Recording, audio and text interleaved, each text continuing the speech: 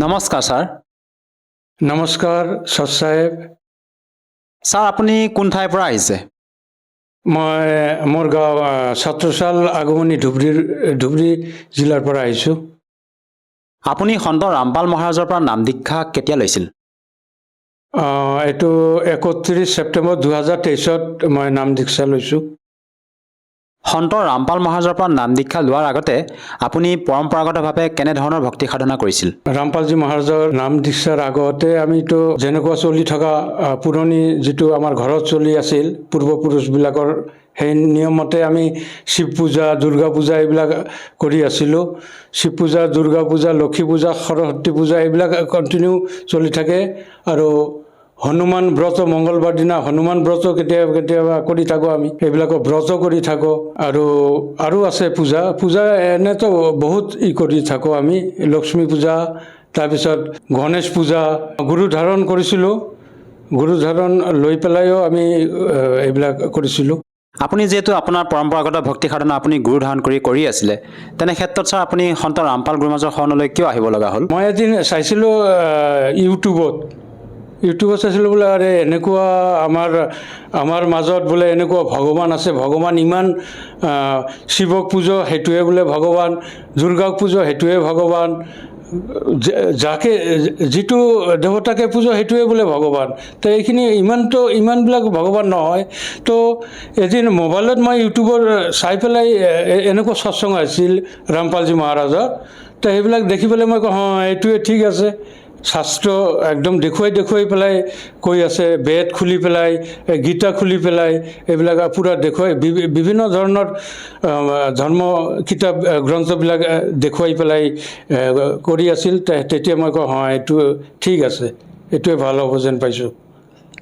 আপুনি যিহেতু সন্ত ৰামপাল গুৰু মহাৰাজৰ মংগল প্ৰবচন আপুনি যেতিয়া ছ'চিয়েল মিডিয়া প্লেটফৰ্মত চালে, তাৰ দ্বাৰা আপুনি তেখেতৰ জ্ঞানৰ দ্বাৰা প্ৰেৰিত হৈ আপুনি তেখেতৰ শৰণাগত হ'লে। আপুনি সেই মংগল প্ৰবচনত এনেকুৱা কি জ্ঞান প্ৰাপ্ত কৰিলে যাৰ দ্বাৰা আপ্লুত হৈ আপুনি তেখেতৰ শৰণ গ্ৰহণ কৰিব লগা হ'ল? তেখেতে শাস্ত্ৰ খুলি পেলাই কৈছে পৰমেশ্বৰ এজনে।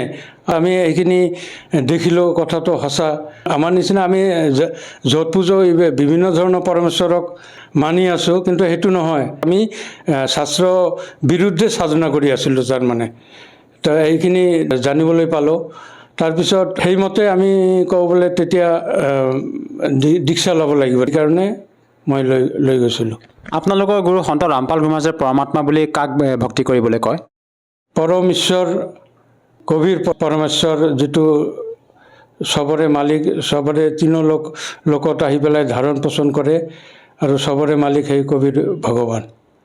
ছাৰ, আপুনি যিহেতু ক'লে যে আপোনালোকৰ গুৰু সন্ত ৰামপাল গুৰু মহাৰাজে আপোনালোকক কবিৰ পৰমাত্মাক ভক্তি কৰিব কয়, কিন্তু আমি পৰম্পৰাগত ভক্তি সাধনা হিচাপে আমি ব্ৰহ্মা বিষ্ণু মহেশকে আদি কৰি বিভিন্ন দেৱ দেৱতাক ভক্তি সাধনা কৰি আহিছোঁ। তেনে ক্ষেত্ৰত ছাৰ আমি কেনেকৈ মানি ল'ম যে কবিৰদেৱে পৰমাত্মা হয়? কবিৰদেৱে বহুত কাম কৰিছিল। তেখেতে মৰা মানুহকো জীয়াই তুলিছিল। সেইটো সন্ত ৰামপালজী মহাৰাজে আমাক দেখুৱাইছে। একদম পূৰা বেদ পুৰাণ আৰু গুৰু গ্ৰন্থ চাবৰ সেইটোতো দেখুৱাইছে। আৰু তেখেতে আয়ুও এক্সটেনশ্যন কৰিব পাৰে, এনেকুৱাও উদাহৰণ আছে। এনেকুৱা মানুহৰ ডাঙৰ কেঞ্চাৰ এইবিলাক ৰোগ হৈ আছে, চকুৰ বেমাৰ হৈ আছে, অন্ধ মানে দেখিব নোৱাৰে ঠিকমতে। তো সেইবিলাকৰ বিনা অপাৰেশ্যনে তেখেতে ঠিক কৰি আছে।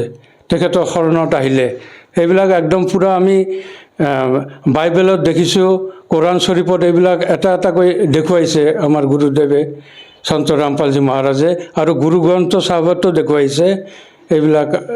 এই বুলি আমি সেইকাৰণে তেখেতক আমি ভগৱান বুলি মানো। ছাৰ, আপোনালোকৰ গুৰু সন্ত ৰামপাল গুৰু মহাৰাজৰ শিষ্যসকলৰ অনুভৱ যেতিয়া আমি শুনো, তেওঁলোকে মত ব্যক্ত কৰে যে সন্ত ৰামপাল মহাৰাজৰ পৰা দীক্ষা লোৱাৰ পিছতে কেঞ্চাৰতকৈ কেঞ্চাৰ ৰোগো ভাল হৈ যায়। আপুনি সন্ত ৰামপাল মহাৰাজৰ পৰা নাম দীক্ষা লোৱাৰ পিছত কেনেধৰণৰ লাভ পাইছে ছাৰ?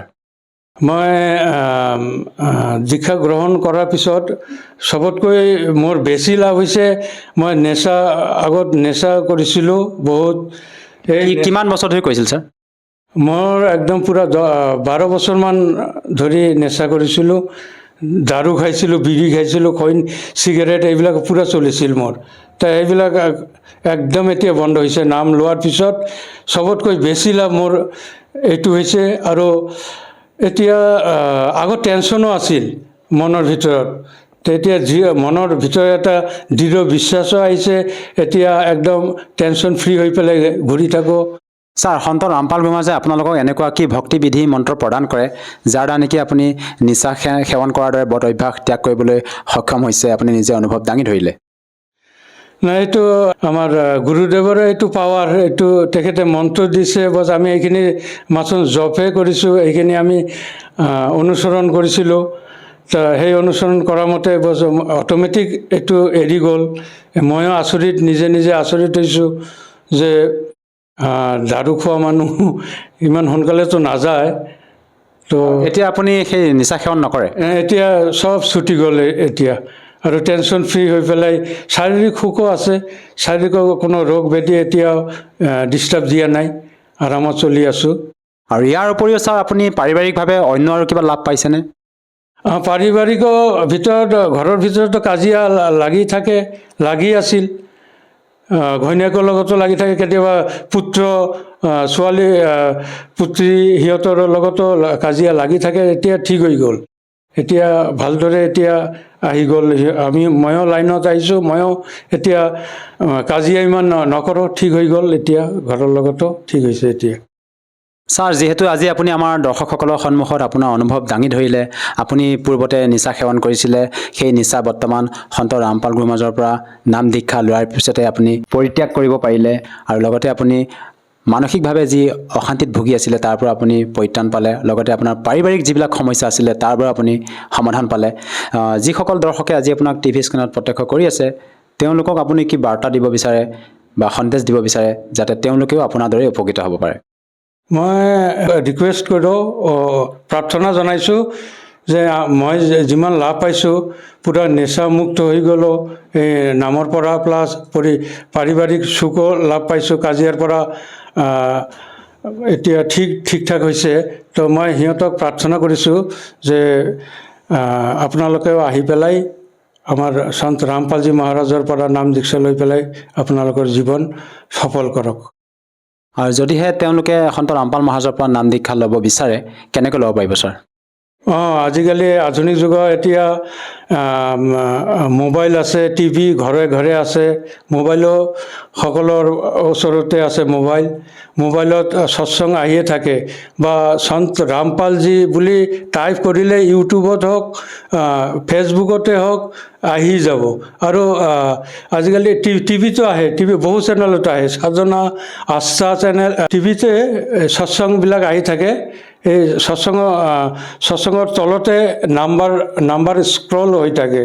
তো এইবিলাকৰ নাম্বাৰ লৈ পেলাই ফোন কৰিলে, যোগাযোগ কৰি পেলাই কৈ দিব যে আপোনাৰ ওচৰত যিটো নামদান চেণ্টাৰ কোনটো হ'ব, তাৰ পৰা আমি গম পাই যাম, আৰু নাম লৈ পেলাই নিঃশুল্ক নাম ল'ব পাৰি সেইমতে। ধন্যবাদ থাকিল ছাৰ। ধন্যবাদ ছাৰ।